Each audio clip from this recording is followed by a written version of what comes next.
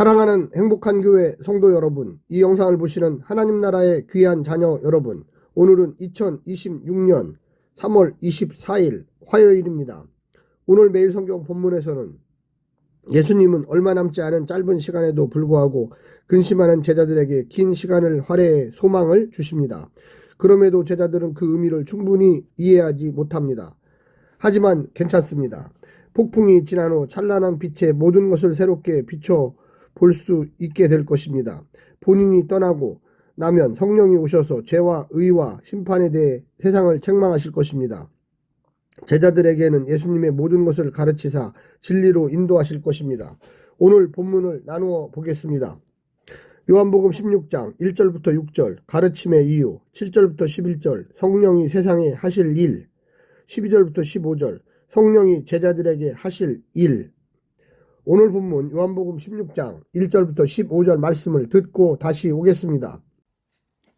요한복음 16장 내가 이것을 너희에게 이름은 너희로 실족하지 않게 하려 함이니 사람들이 너희를 출교할 뿐 아니라 때가 이르면 물은 너희를 죽이는 자가 생각하기를 이것이 하나님을 섬기는 일이라 하리라. 그들이 이런 일을 할 것은 아버지와 나를 알지 못함이라. 오직 너희에게 이 말을 한 것은 너희로 그때를 당하면 내가 너희에게 말한 이것을 기억나게 하려 함이요 처음부터 이 말을 하지 아니한 것은 내가 너희와 함께 있었음이라. 지금 내가 나를 보내신 이에게로 가는데 너희 중에서 나더러 어디로 가는지 묻는 자가 없고 도리어 내가 이 말을 함으로 너희 마음에 근심이 가득하였도다. 그러나 내가 너희에게 실상을 말하노니 내가 떠나가는 것이 너희에게 유익이라. 내가 떠나가지 아니하면 보혜사가 너희에게로 오지 아니할 것이요 가면 내가 그를 너희에게로 보내리니 그가 와서 죄에 대하여 의에 대하여 심판에 대하여 세상을 책망하시리라. 죄에 대하여라 함은 그들이 나를 믿지 아니하며 의에 대하여라 함은 내가 아버지께로 가니 너희가 다시 나를 보지 못하며 심판에 대하여라 함은 이 세상 임금이 심판을 받았습니다.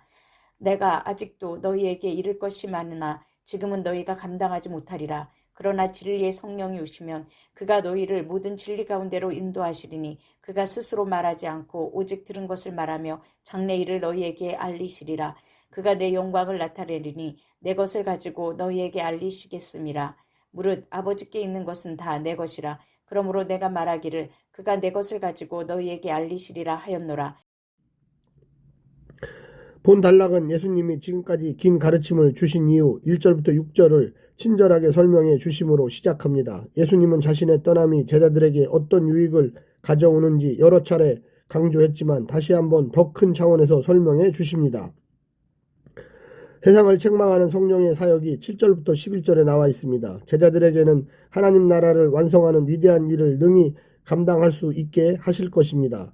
내용은 12절부터 15절까지입니다.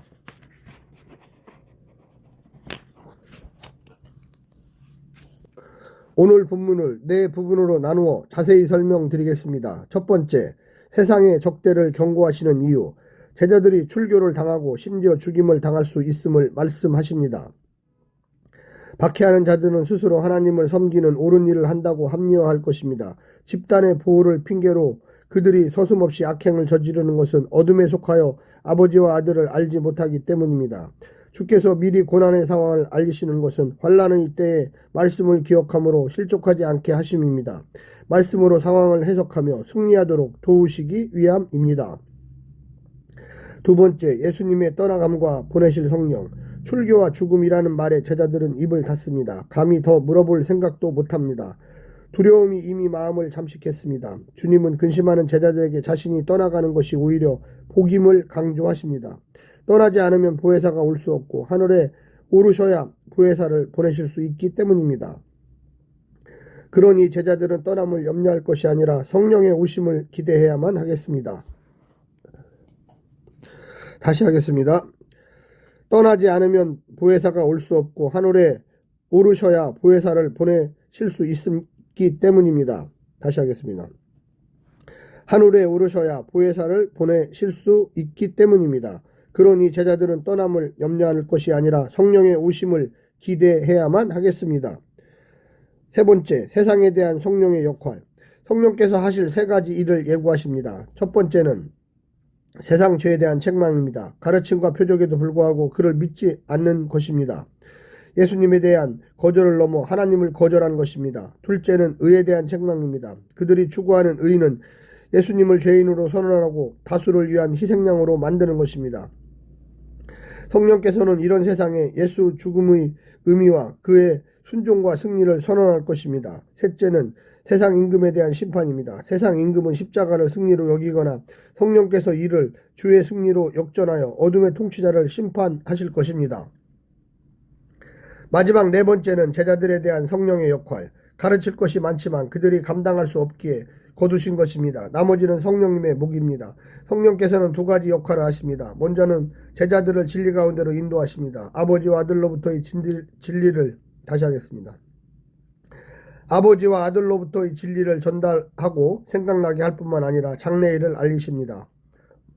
다음은 아버지로부터 받아 전한 진리를 이해시켜 제자들로 예수님의 정체성과 사역의 영광스러움을 깨닫게 하십니다. 아버지와 아들의 영광이 배제된 성령의 활동은 거짓입니다.